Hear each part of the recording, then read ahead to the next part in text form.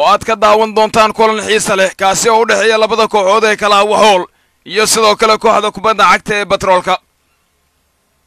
kooxda Waxool ee uu hogaamiyo macallin Cabdi Buule dabcan waa dhanka Batroolka waxa uu ciyaaraya kulankan dhowr ciyaaryahan horyaalka Soomaali Premier League ogow saadiyaad ciyaartan daawanayso waxa daawanaysa mid kamid ah ciyaaraha ugu xiisaha badan xasarada badan xamaasada badan ee horyaalka Soomaali Premier League fasal ciyaareedkan waa horyaalkii 47 sanad ciyaareedkan 2017 2018 kabtanka kooxda kubadda cagta ee Waxool kubaddaasi waa laga reebay Qadar Cabbaas Sede Qadar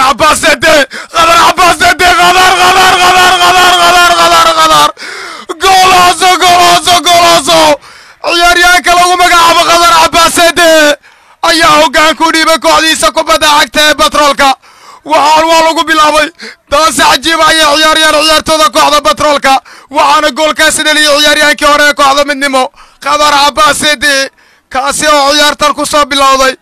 gool iyo bandhig fiican uu sameeyo kooxdiisa kubadda cagta Batroolka. bandhigii waxna ee Batroolka iyo burburkii Waxool waa uu bilowday galabta si kastaba ciyaartu jawi kala ay gashay ciyaaryahanka lagu magacaabo Qadar Cabbaas Sede ayaana kubad biyaata ka dhaliyay gool Haya Cabdiraxmaan meesaneen waxa uu wax ka qaban karay waana uu ku dabaaldegay maya ayuu leeyahay.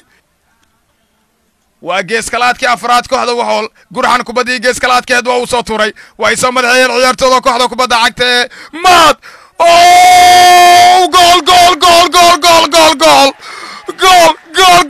gool ciyaartooda kooxda Waxool way soo laabteen geesiyaashii Waxool way soo laabteen wiilasha Waxool way soo laabteen Batroolka waxaa laga dhaliyay goolkii barbaraha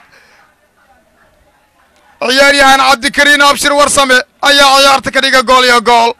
Batroolka gool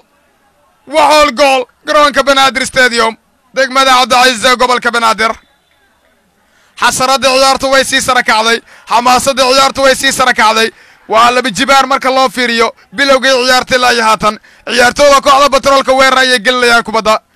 goolkii uu islaaba laacibka lagu magacaabo Mahad iyo dhameystirkii Cabdikariin ayay shaqadu soo qabanaysaa mana aysan ahayn wuxuu wax ka qaban karay goolayaha lagu magacaabo Mahad shabaqlaaliyaha koowaad ee kooxda kubadda cagta Batroolka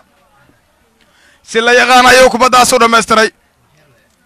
mid kamid ah ciyaartooda kooxda Batroolka ayaa kubaddaas ku dadaalay Jamaal Ali Artan baasleer ayaa la soo ciyaaray gool ayaa way dhaaftay laakiin ugu dambeyn Axmed Lambar ayaa soo daafacay halis ayay galeen kooxda kubadda cagta ee Waxool halis ayay galeen Waxool Batroolka fursad fiican ayaa soo martay gool ayaa dhaaftay laakiin kama aysan faa'iideysan garsoore Sulaymaan Bashiir Sheekh seriga ayuu ka dhawaajiyay waxaana lagu kala mariyaa qaybta koobaad ee ciyaartan gool iyo gool.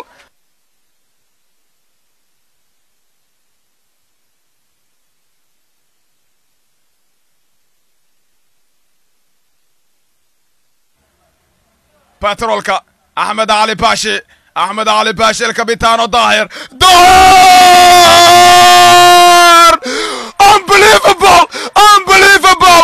unbelievable ciyaaryahankii hore kooxda Waxool Daahir ayaa dhaliyay gool madfaca cajiib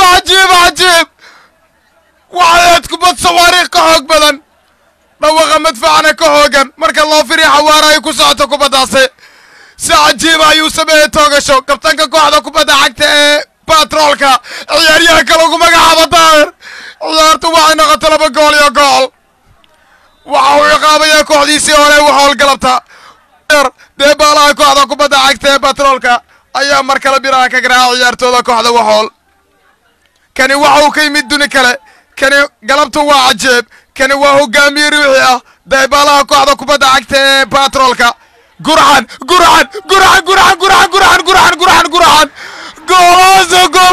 golazo Cabdinaasir gurxan ayaa si cajiiba gool ugu shaqeeyay shabaqa dul cuskiyay gool Magato gool Sabito gool adcuntu gool ayuu ku keenaa kubaddii birtuu ku garaacay deebaalaha kooxda Batroolka